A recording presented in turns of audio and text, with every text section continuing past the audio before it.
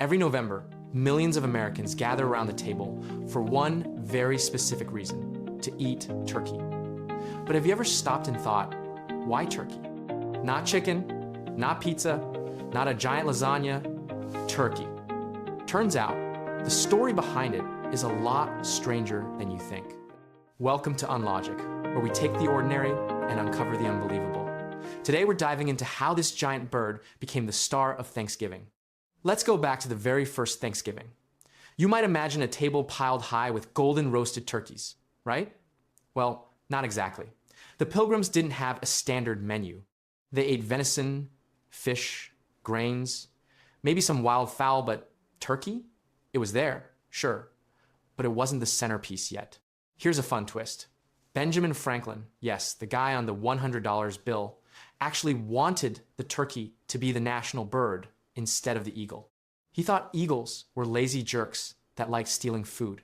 Imagine that, a turkey as America's symbol. But turkey slowly clawed its way to the top. By the 19th century, a writer named Sarah Josepha Hale started pushing for Thanksgiving to be a national holiday. She didn't just stop there. She promoted turkey as the main dish through magazines, letters to presidents, and stories for children. People started to see the turkey not just as dinner, but as a symbol of abundance and family celebration. Why turkey?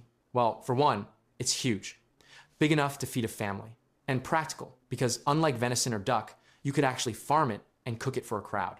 By the time railroads connected towns and cities, turkeys could be shipped anywhere, making it the perfect centerpiece. And here's the kicker. Americans now eat roughly 46 million turkeys every Thanksgiving. That's a lot of gobbling. Also, most of the sides we associate with Thanksgiving weren't there at the start. Cranberry sauce, pumpkin pie, those came later. So, in the first Thanksgiving, the table probably looked very different. Imagine explaining to a pilgrim that one day people would spend hours basting a 1 6-pound bird while debating over mashed potatoes. So next time you carve that golden turkey, remember, it's not just tradition. It's history, practicality, a little political lobbying, and maybe even Benjamin Franklin's quirky ideas. And that's the Unlogic way, looking behind the story you thought you knew.